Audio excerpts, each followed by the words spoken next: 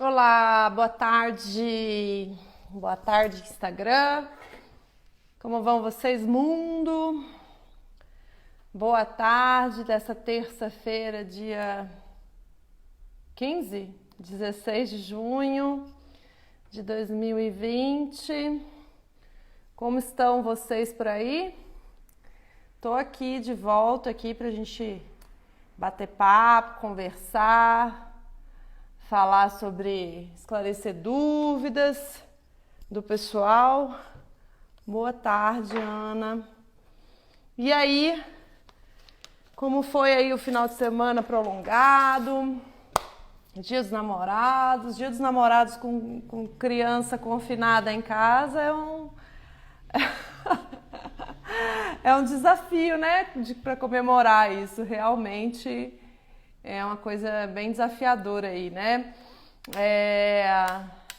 A gente deu uma escapadinha, foi pro meio do mato, muito bom, ficamos escondidinho lá, um pouquinho de contato aí com a natureza pra gente poder sobreviver pelos próximos meses aí que temos pela frente.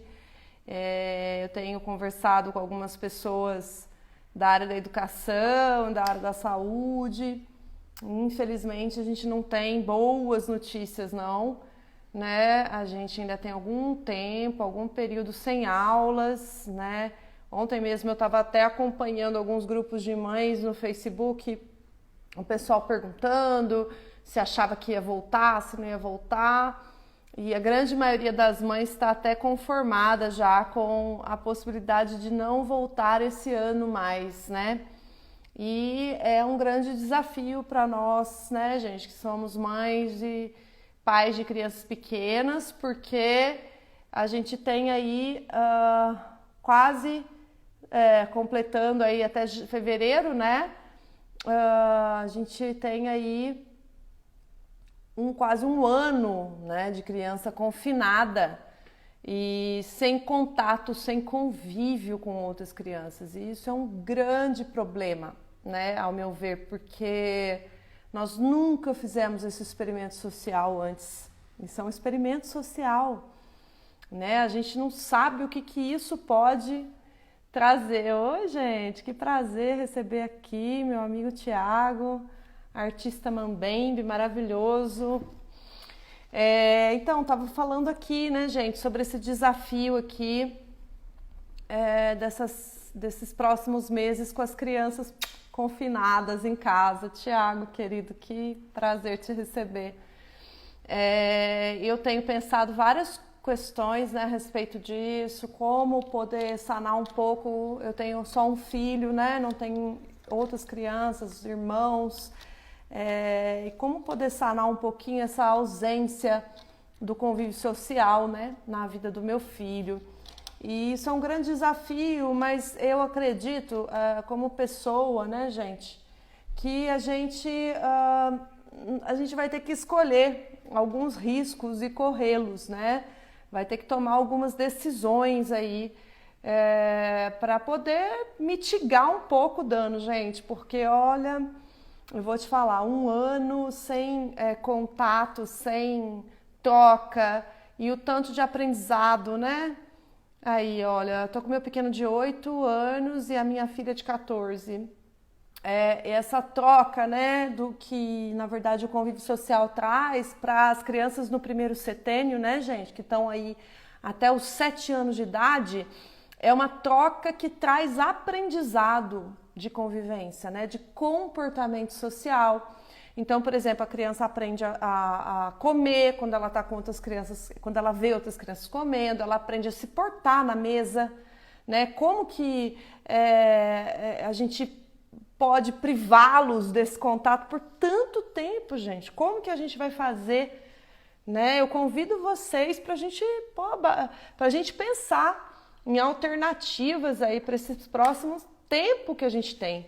Porque, infelizmente, meus amores, o nosso país é um país que está sem, né? Nós estamos à deriva, né, gente? Nós sabemos disso, estamos à deriva, sem um comandante que seja digno, né, de estar à frente desse país. Não temos um plano emergencial para lidar com essa situação. Não temos um plano de suporte à população.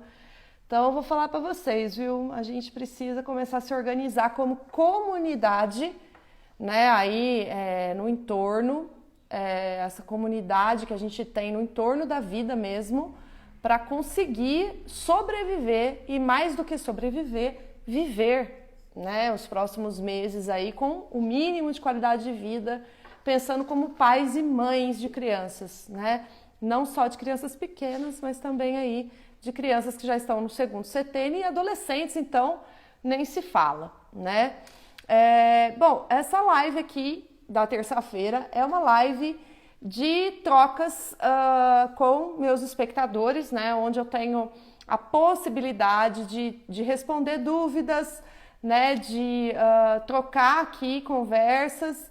E o pessoal que participa aqui ao vivo comigo, entra aqui na live, divide a tela comigo, ainda ganha essa possibilidade aí de estar ali no direct comigo, batendo um papo lá depois para ganhar um atendimento mais personalizado, né?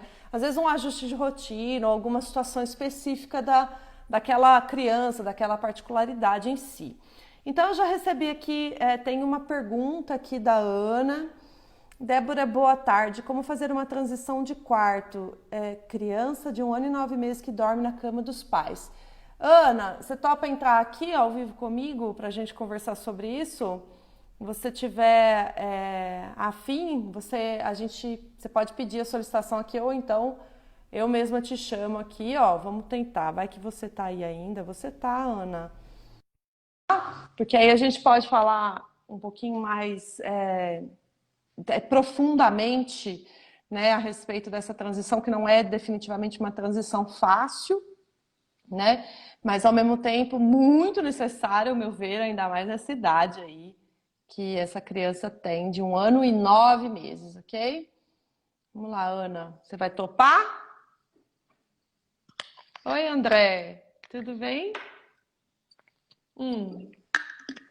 Super prazer receber meus amigos artistas aqui nessa live, nessa live sobre crianças, sobre sono, sobre ritmo, né?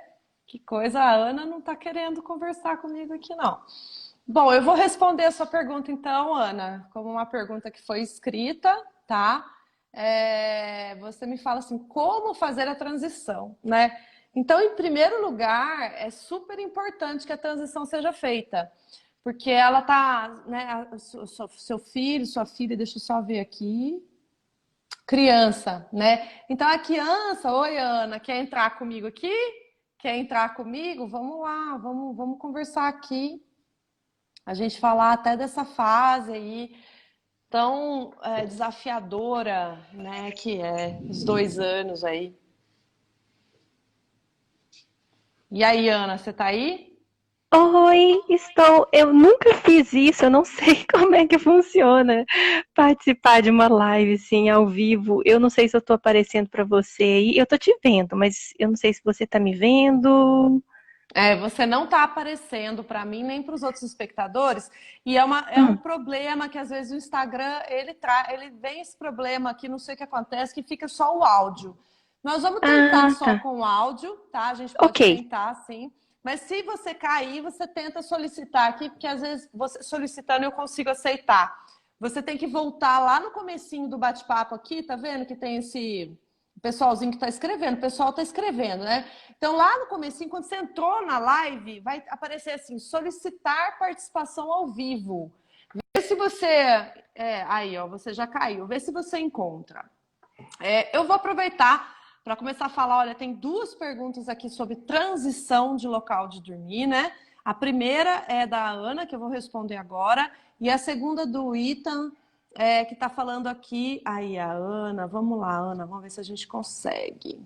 Né? Sobre bebês dormirem no berço, só no berço, bebê com quase 10 meses. Oi, Ai, aí, de novo, oi. Ana, ficou. Não Acho que tá agora dando deu. certo.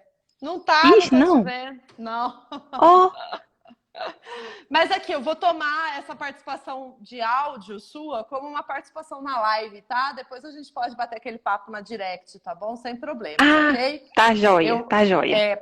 provavelmente eu vou estar falando aqui com você e vai cair a sua conexão, mas tudo bem, eu vou continuar falando. Então é o Ok. seguinte, nós temos, quando uma criança está aí com 1 ano e 9 meses, ela entrou a gente chama super complicado para essa criança, porque ela está numa fase que até o Dr. Javier Carp, que é o especialista em sono, que eu amo, adoro, esse pediatra querido, que não trabalha só com sono, mas que trabalha também com educação de crianças mais velhas, né? Ele fala que uma criança com essa idade de 1 ano e 9 meses, ela está presa entre os terríveis, essa fase que a gente chama de terríveis 2 anos, né? Que seria o famoso terrible two, né? Que na verdade, gente, nada mais é do que uma criança descobrindo os limites dela própria, né? Então é uma criança que está testando esses limites, né? E para testar, ela precisa experimentar, né? Então vem aquela fase em que a criança, né, vai fazer alguma coisa, você fala, não!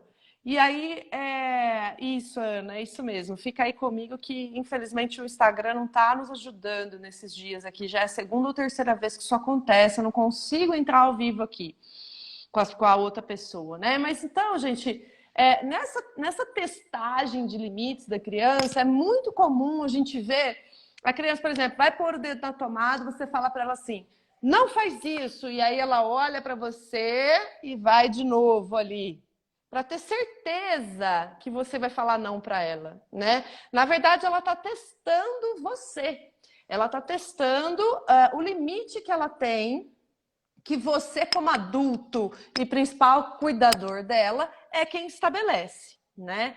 Então, veja bem, essa fase, como um todo, tá, gente? O estabelecimento do limite é a coisa mais importante que você precisa fazer na sua casa, né? Então, esse limite, gente, que você estabeleceu, e a gente sempre fala isso, né? Eu uso muito essa analogia, que a gente tem que escolher as batalhas que a gente compra, tá? Porque não, se você for comprar todas as batalhas, você vai passar o dia brigando com seu filho, porque porque a criança fica nessa onda mesmo de testar os limites, né? Então, quando você escolher uma batalha como essa, Ana, que é transicionar a sua criança da cama dos pais, da cama compartilhada, para a própria cama da criança, é uma batalha que você escolheu e que você está delimitando para ele, né? Você está colocando o limite. Esse limite tem que estar muito claro. Esse limite não é flexível. Você entendeu? Então, o primeiro passo para você transicionar uma criança da cama dos pais para o quarto dela, para a cama dela, é tomar a decisão de fazê-lo e não voltar atrás, tá? Isso, gente, independente da reação da criança. Ah, mas ele chora. Uai, mas ele vai chorar mesmo. Quando você impõe um novo limite ou quando você rompe um hábito, você vai encarar o choro do seu filho, né? E encarar o choro do filho não significa colocar o filho em sofrimento, né? Então, isso é um primeiro ponto, assim, que a gente tem que, como pais educadores que somos, entender que nem sempre quando a criança está chorando, ela está sofrendo. Nós estamos causando dor na criança. Não, nós estamos educando, gente. Porque educar uma criança não é fácil. Educação passa pelo choro, passa pela frustração, né? Na antroposofia, a gente chama essa fase de 0 a 3 anos da educação da vontade, a educação do querer da criança, né? Então, ela vai querer várias coisas que ela não pode fazer. E quando ela não pode fazer essas coisas e você impõe esse limite, ou seja, vamos lembrar, dentro das batalhas que você escolheu comprar, esse limite tem que estar delimitado. Porque se nós estamos falando de uma fase de teste de limites, vamos dizer que hoje hoje está muito difícil, comecei lá a colocar na cama dele, mas ele voltou para minha cama, eu estou achando que eu vou deixar aqui porque eu estou muito cansada. O que a gente faz quando a gente flexibiliza, né? Principalmente no começo de uma nova atitude, né? No começo de um novo comportamento, quando você flexibiliza, a primeira coisa que você está fazendo é trazer confusão para o seu filho. Porque, antes era assim, depois é assado, né? Para criança, na cabeça da criança, isso não faz sentido. Então, delimitar esse limite e deixar ele bem estabelecido ajuda o seu filho a entender claramente qual é o limite. Né? Até porque se esse limite ficar confuso, então voltando lá com essa confusão na cabecinha da criança, até o limite ficar, quando o limite começa a ficar confuso, ela vai testar esse novo limite que você ofereceu. Então assim, agora você, meu amor, meu filhinho, vai dormir na sua caminha. Nós já vamos falar como você vai fazer isso, tá? Mas aí você voltou para trás ali uma noite porque você estava cansada ou qualquer coisa assim e você permitiu que ele dormisse na sua cama novamente. Eu te falo que no dia seguinte, colocar na cama dele vai ficar ainda mais difícil, tá? Então por isso que eu tô falando que o primeiro passo é estabelecer o limite e não abrir mão desse limite, tá? Esse é o momento que a sua criança está. Ela está testando você, tá? Agora, uma grande vantagem de fazer o trabalho nesse momento é que a criança nessa idade, ela também está desenvolvendo, gente, a noção de pertencimento dela, né? Então, quando você cria uma fantasia, quando você conta uma história, olha, novamente, o poder da história aqui, né? Quando você conta para ela que ali, agora, é o lugarzinho dela, né? É o lugar dela, né? Você traz para ela essa noção de pertencimento. Essa noção de pertencimento a gente pode trabalhar de várias maneiras, tá? Para que ela possa se sentir cada vez mais inteira e presente no seu próprio lugar, no lugar dela como criança, que é no quarto dela, na caminha dela, tá? Para além dessa coisa da cama, que aí você pode, por exemplo, não sei, né, se o seu filho tem um berço, se ele tem uma cama, uma das coisas que você pode fazer é dar uma reformulada no quarto, né, mudar, por exemplo, a decoração do quarto. E eu não estou falando aqui para você gastar dinheiro, existem maneiras muito simples da gente redecorar um lugar. O simples fato de você mudar os móveis de lugar, pendurar uns quadrinhos na parede, às vezes fazer desenhos com a sua filha, com o seu filho. Ah, vamos fazer uma exposição? Então, assim, uma coisa básica, olha só. Você pinta com ele, bota um desenho de giz e faz as molduras de papelão, faz as molduras de isopor. Ah, mas fica feio. Pô, fica feio, mas a criança adora, ela se sente parte daquilo. Ela está decorando o quarto dela. Então começa aí a construção da noção de pertencimento da criança. Outras coisas, por exemplo, uma coisa que eu sempre falo, sabe, é que a gente vê muito esse prejuízo nas famílias atuais, é que as famílias atuais não fazem mais questão das refeições na mesa junto.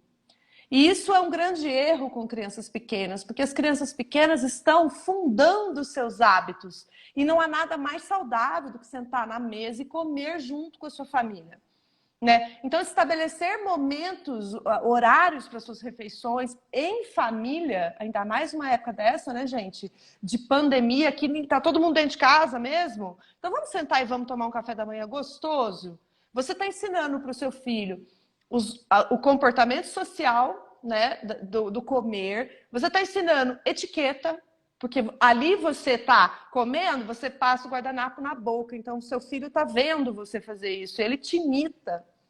Quando você dá um guardanapo na boca para ele, ele passa. Você vai ver que a criança te imita, né? E esse tipo de atitude nossa como pai, gente, de inserir a criança, né, em momentos da refeição, ou seja, isso exclui a ideia de ligar um tablet para o seu filho comer. Ai, Débora, mas ele não come se ele não ver um tablet. Olha, você me desculpa, não é que ele não come se ele não vê o tablet. Quem criou o hábito de comer vendo o tablet foi você, pai e mãe.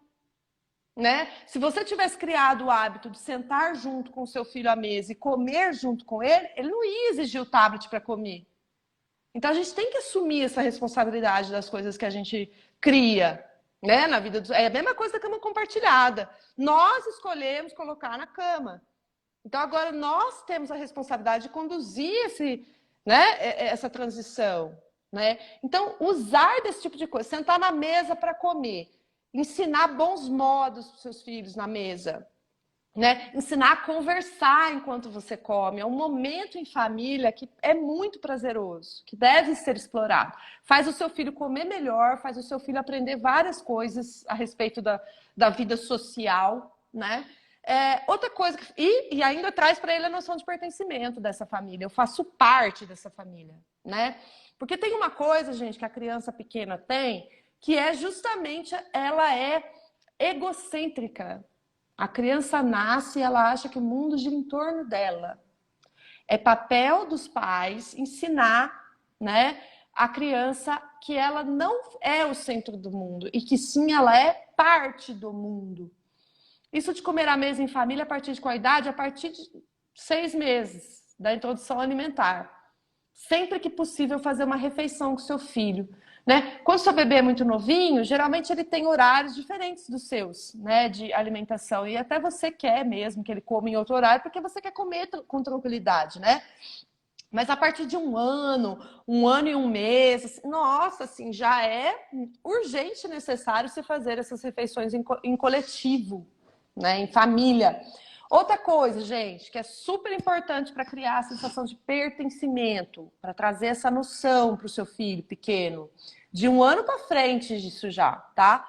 É você estabelecer uma tarefa doméstica que o seu filho tem capacidade de realizar e permitir que ele faça isso. Eu não sei se vocês sabem, gente, mas as crianças adoram ajudar. Elas adoram ajudar os adultos, né? Então, quando você estabelece para ela uma tarefa do tipo, filho, olha, eu vou falar para vocês de coração, uma criança com 1 ano e meio, 2 anos, ela é capaz, ela tem total capacidade de comer a comida dela, pegar o prato, levar na pia, né? Não deixar o prato lá para alguém pegar, né? Porque uma coisa que eu sempre falo na minha casa é, se você não está fazendo a tarefa, tem outra pessoa fazendo. Porque não existe o cesto mágico de roupa suja, que, né, você tira a roupa suja e vem a roupa ali. Tem alguém fazendo essa tarefa, né? Então, quando o seu filho sai da mesa e deixa o prato lá, você vai lá e tira. Então, você está educando o seu filho a fazer isso quando ele crescer. E depois não adianta a gente reclamar de marido que faz isso, porque você está criando seu filho assim, né? Então, você vai lá. Oi, querida. Oi, que prazer receber a Aline. Então você vai e ensina seu filho que ele come, e quando ele come, onde que termina esse ato? Esse ato termina deixando o prato na pia para a mamãe lavar. Criança de 3, 4 anos, gente, já sobe no banquinho e lava a louça com a mamãe. Aprende a lavar a louça, né? Uma coisa que eu acho linda na metodologia Waldorf, que é uma coisa que a gente fala muito e pontua muito, né? É que quando você trata a educação do seu filho dentro da lógica, dentro da dinâmica familiar de uma casa, gente, onde você tem tarefas para executar enquanto você está com a sua criança, você ensina a sua criança a ser uma boa pessoa, como um todo, para conviver em meios, em coletivos, né? Porque ninguém quer uma pessoa, gente, que chega em casa, né, e vai largando, vai deixando rastro, que eu falo, né? Você vai passando e vai deixando rastros. Não. Então você ensina desde cedo o seu filho a começar e terminar uma tarefa. Então, quando você senta na mesa e come com o seu filho, como termina esse ato? Levando o prato na mesa. Pronto. Maravilha. Para o seu filho, ele já vai se sentir, assim, super autônomo. Ele vai se sentir com a autoestima elevada. Porque ele foi capaz de levar um prato de louça para a pia. Ou um prato de plástico que você põe para ele comer. Tanto faz. Ai, Débora, mas e se cair o prato? O máximo que vai acontecer é quebrar um prato, né? Mas o mínimo que vai acontecer é o seu filho sentir que ele teve a chance, que você deixou ele, que você permitiu que ele fizesse algo, que ele já é capaz de fazer, tá? Então isso é outra coisa que traz sensação de pertencimento. Então, Ana, ainda estou respondendo sua pergunta, tá? Como transicionar uma criança da cama dos pais para o quarto dela, uma criança de 1 ano e 9 meses, começa criando a sensação de pertencimento. O seu filho não é o centro do mundo, o seu filho faz parte do mundo, faz parte da família. Então ele tem tarefas e direitos, deveres e direitos, como todo cidadão, né? A questão do quarto, da decoração que você falou, amei a dica da decoração, você pode explorar isso ao máximo, tá? Você pode deixar o seu filho escolher o lençol que ele vai pôr na cama, que ele vai deitar. né? Então você oferece sempre duas opções, tá? Não dê mais opções do que isso, porque eles não têm nem capacidade, gente, de decidir entre muitas opções, tá bom? Você oferece, olha, você quer o amarelo ou o azul? Compra lençóis novos, com toque gostoso, né? Com toque macio, para ser confortável. Cria na sua cama um ambiente aconchegante, porque uma criança que dorme com os pais, ela dorme apertadinha. E é por isso que ela gosta de dormir lá. Não é porque você está lá, tá, gente? Se fosse um travesseiro ali no lugar, eu te garanto que ela ia abraçar o travesseiro e dormir. Te garanto, né? Então, assim, na caminha dela, ela precisa ter essa mesma sensação de aconchego, tá? E lembrar de que você estabeleceu esse limite e agora você não abre mais mão dele, tá? Porque os limites com relação ao sono, gente, eles são como qualquer outro limite na educação do nosso filho. Qualquer outro. Eles não têm nenhuma diferença entre o limite de educar o sono, ou de educar a alimentação, ou de educar o comportamento da criança. É a mesma coisa, tá? A gente está só estabelecendo um limite, que vai ser bom para a família toda, porque a partir do momento que você tomou essa decisão, você já entendeu que isso é o melhor para vocês, como família. Tá? Uma outra coisa que você pode fazer também, Ana, se ele ainda não tem, né? Incentivar ele a escolher um objeto de transição, um amigo que vai dormir com ele, né? Então, é o bichinho tal, é o elefante, é o não sei quem, é a naninha, enfim, ele precisa ter essa sensação de que ele está indo dormir com alguém.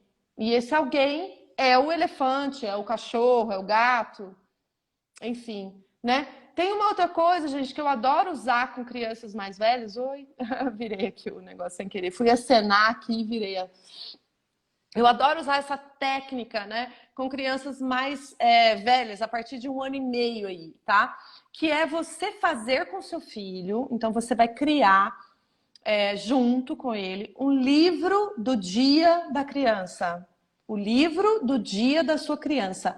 É um livro onde você vai ilustrar a rotina do seu filho para ele, tá? Então, uma coisa que você pode fazer é, primeiro, botar no Google assim, olhar o biotipo do seu filho, o cabelo enrolado, ele é loiro e tal. Colocar no Google assim, figuras para colorir, tá? E aí você, isso sim sendo o jeito mais fácil de fazer, tá, gente? E aí você escolhe lá um bonequinho que tem esses elementos de identificação do seu filho. Né? Você imprime e pinta com ele. Deixa ele pintar. Né? Ele pinta o personagem. E aí você imprime várias coisas. A caminha. Por exemplo, se o seu filho adora comer banana, você imprime a banana para você mostrar para ele que no café da manhã ele comeu a banana. Porque esse tipo de coisa vai trazendo para a criança a sensação da identificação com aquele personagem. Então, é um livro, gente, onde você vai contar o dia do seu filho para ele. Fulano acordou, tomou café, aí depois foi brincar, aí depois assistiu TV, almoçou, não sei, entendeu? Então, você vai criando esse passo a passo do dia do seu filho. E aonde que esse livro vai terminar? Qual é o fim do livro? O fim do livro é com a criança deitando na sua própria cama. Tá? E todo dia, gente, mas é todo dia, você vai lá e conta e mostra para o seu filho esse livro que ele construiu com você. Você conta para ele a rotina dele, né? Então, assim, vocês não imaginam o poder que isso tem na cabecinha das crianças. Primeiro porque você cria essa relação de identificação. Então, a partir do momento que você criou essa relação de identificação, você é capaz de mudar todo o comportamento do seu filho através do comportamento do personagem que você criou. Olha que loucura! Que é assim que funciona a psicologia, né? Então, você começa a conduzir esse comportamento da maneira que você considera adequada para sua família a partir do personagem. Né? Só que esse personagem é o seu próprio filho ali para ele. Então, na cabecinha dele, isso liga chaves, assim, ó. Tá? Então, chegou lá no final do dia, foi dormir na caminha. Só acordou amanhã, quando o dia nasceu. Olha, aí super importante você mostrar também no final do livrinho que todo mundo dorme. Né? Então, tem a mamãe dormindo com o papai na cama da mamãe e do papai, a vovó dormindo lá na cama da vovó, o cachorrinho dormindo na cama do cachorrinho. Você pode ilustrar isso por diversas maneiras, assim, figuras, colagem de revista, recortar do Google, né? Pegar no Google, imprimir, recortar, pintar. Eu acho essa opção de pintar junto com a criança a melhor, tá? Porque você insere ela também, né? Ela também acaba... ela também tem novamente a sensação de pertencimento, tá? Ana, espero que eu tenha te dado alguma luz, tá bom? Eu vou responder a pergunta do Ethan. Eu não sei se ele tá aqui ainda, né? Mas ele me perguntou assim, como fazer uma criança dormir só no berço? Bebê de quase 10 meses. Bom, a primeira questão, né, Ethan, é que você precisa ter, então, novamente, a decisão de fazer isso. E fazer isso sistematicamente, tá? O que é sistematicamente? É fazer isso todas as vezes que a criança for dormir. Como fazer um bebê dormir só no berço? A primeira coisa é você acertar o horário da soneca ou do sono noturno. E não é o horário que está dentro da sua cabeça. Esse horário tem que estar adequado, tem que estar em conjunto, né, com o intervalo fisiológico do sono do bebê. Né? Então, veja bem, um bebê de 10 meses, eu já vou dar uma dica assim, daquelas preciosas aqui, tá? Quando ele acorda, 2 horas e meia depois, no máximo, ele já tem que dormir de novo, tá? Então, se ele acordou às 7 da manhã, às 9h30 ele vai tirar a primeira soneca. Essa soneca, em geral, deve durar 1 hora, 1 hora e meia, assim, no máximo. E depois que ele acordou dessa soneca, ele fica 3 horas acordado. Opa! Deixa eu pegar o carregador aqui que já gritou. Então, veja bem. Então, depois dessa primeira soneca do dia, ele fica 3 horas acordado até a próxima soneca, que também vai durar aí mais ou menos 1 hora e meia, tá?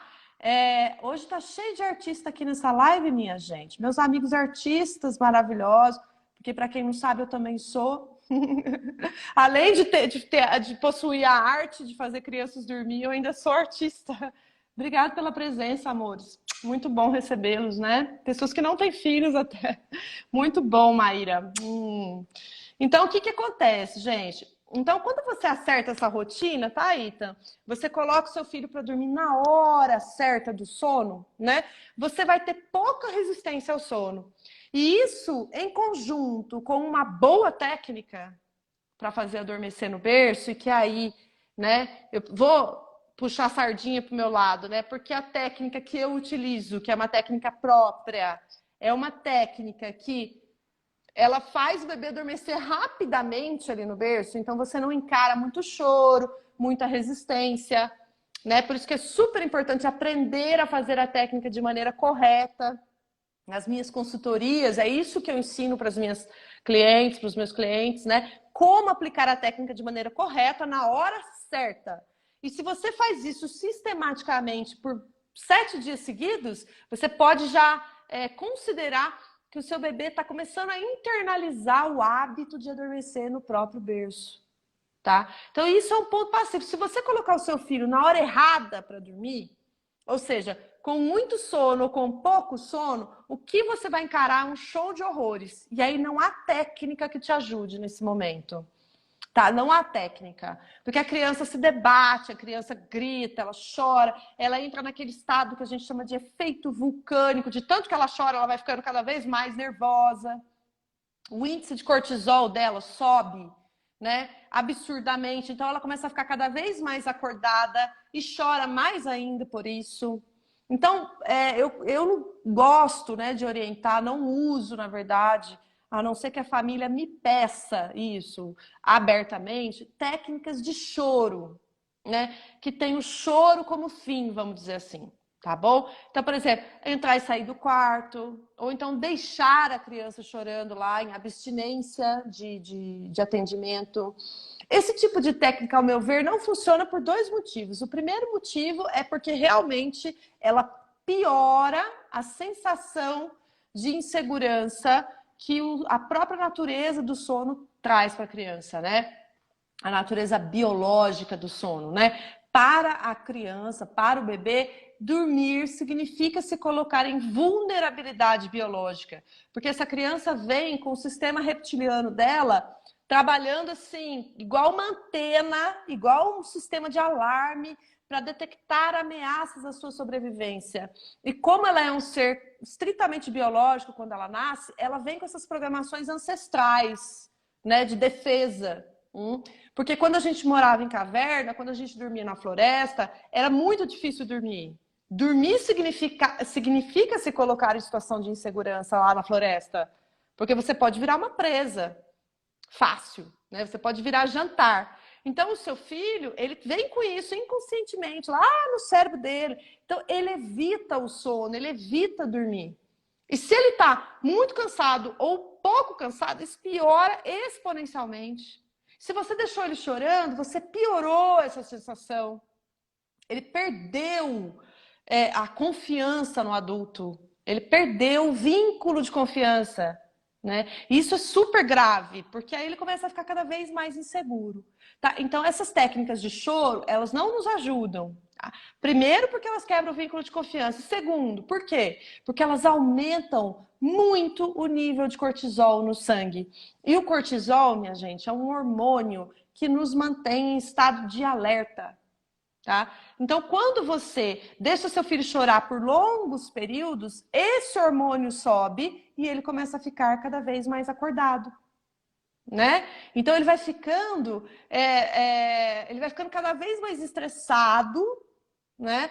Por causa desse próprio cortisol, do choro, aí vira um círculo vicioso. O choro traz cortisol, o cortisol traz mais choro.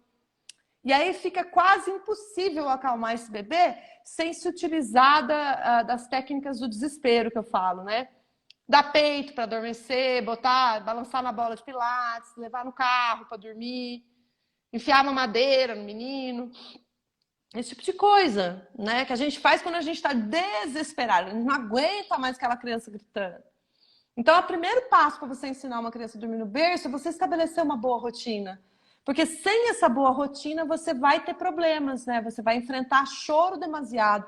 Você vai enfrentar um choro que você não precisa. Não precisa, né? Eu posso te garantir. Então, é isso, né? Acho que tem esses pequenos detalhes, né? Que a gente vai aprendendo, né? Conforme a gente vai, até pelo próprio trabalho mesmo. Meu filho de 1 ano e 10 meses deu para acordar de madrugada e ficar acordado por 1 hora ou mais. Pede para bater no bumbum, mas não dorme. Oi, Dri, provavelmente ele está com alguma questão na rotina, né? Se você depois quiser, eu sei que você é minha cliente, né? Já foi minha cliente. Você pode me mandar um WhatsApp, tá? Me contando lá como é que tá a rotina aí. Às vezes a sua técnica do desespero é ótimo, né? Essa técnica do desespero, ela só nos leva pro buraco, tá? É a velha paternidade acidental que a gente fala, né? Então, Dri, você manda lá para mim, por favor, a rotina que ele está seguindo, que muito provavelmente tem algum ajuste nessa rotina, tá? Porque quando uma criança começa, gente, a acordar de madrugada, ficar muito tempo acordado, uma criança que já dorme a noite toda, tá? Ou acordar muito cedo pela manhã, ou demorar para dormir à noite, tem algum ajuste na rotina, com certeza, que precisa ser feito. E quando a gente faz, a gente sana o problema, ok? Deixa eu ver aqui como é que... Ok, ainda temos algum tempinho. Tem alguém querendo conversar comigo? Tem alguém querendo entrar na live? Vamos ver se a gente consegue bater um papinho aqui. Soneca diurna, só consigo fazê-los dormir no berço. Maravilha! Se só consegue, que bom! Tem que dormir no berço mesmo. Né, Ana Paula? Na verdade é no berço, né? Não tem jeito, é lá mesmo que se dorme, né? Seus gêmeos, né? Então, gente, eu vou aproveitar para, se alguém quiser... Ah, tá, no braço, não no berço, entendi. Eu tinha lido berço, desculpa, querida. Aí a gente tem que usar das técnicas mesmo, né? É por isso que eu falo, quando você detém o conhecimento, quando você detém o domínio mesmo da técnica, você consegue aplicá-la se você estiver utilizando de uma rotina legal para conseguir mudar esse hábito. Isso, assim, eu tenho inúmeras provas disso, né? E se vocês derem uma ligeira olhada no meu Instagram, vocês vão ver o tanto de depoimento que tem.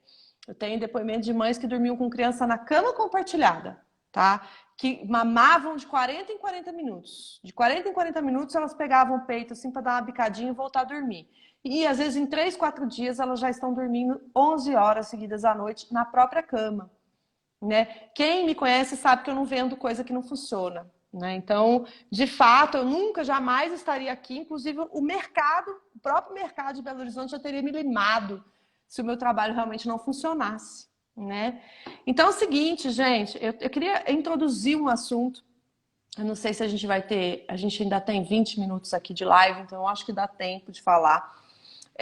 Voltando lá no comecinho, né, da nossa live, a gente estava falando sobre confinamento social e sobre como as crianças têm sofrido, né, com isso, apesar delas terem aí uma super capacidade de adaptação, uma capacidade de resiliência invejável, né, porque eu acho que as crianças hoje elas estão até melhores do que nós adultos, elas estão menos ansiosas, mas eu queria trazer uma reflexão para vocês.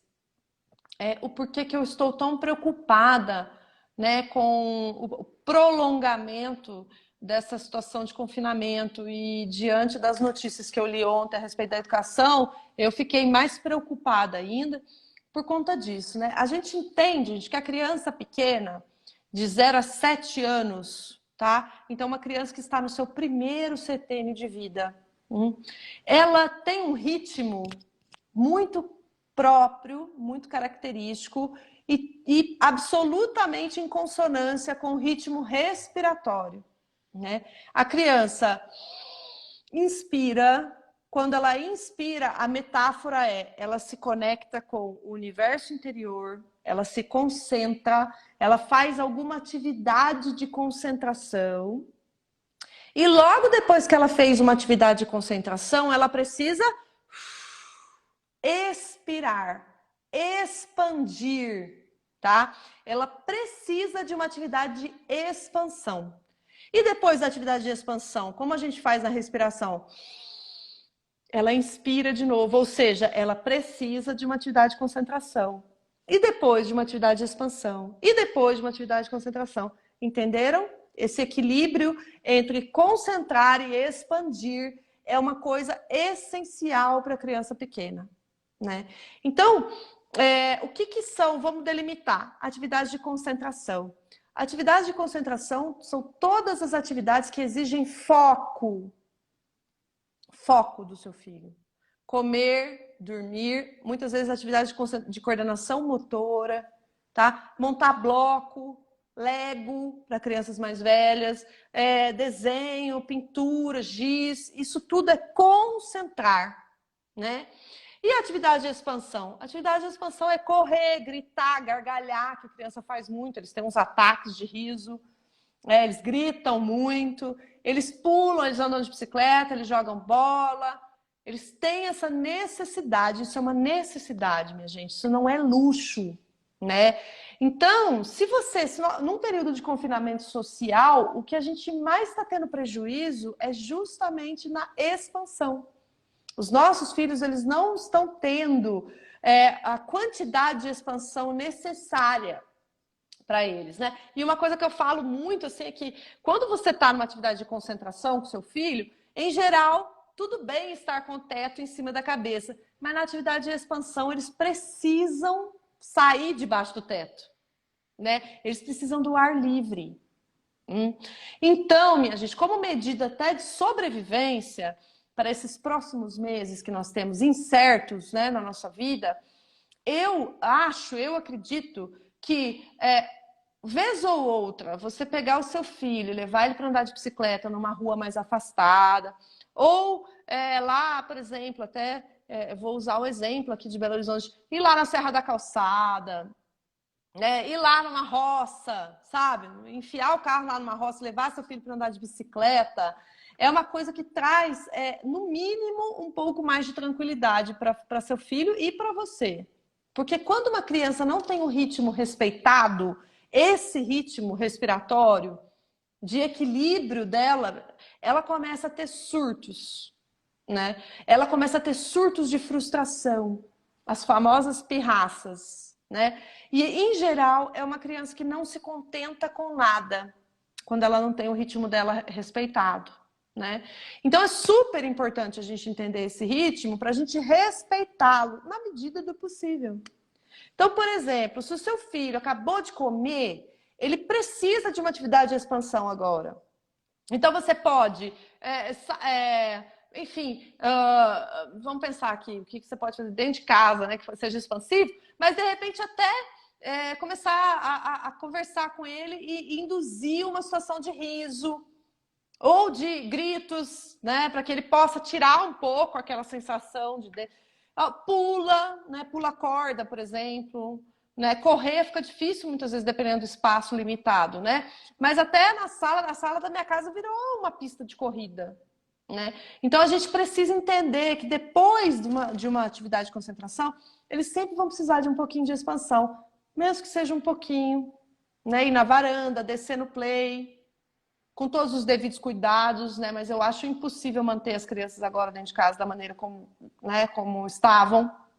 Ok? E depois dessa atividade de expansão, aí sim você pode propor uma outra atividade de concentração.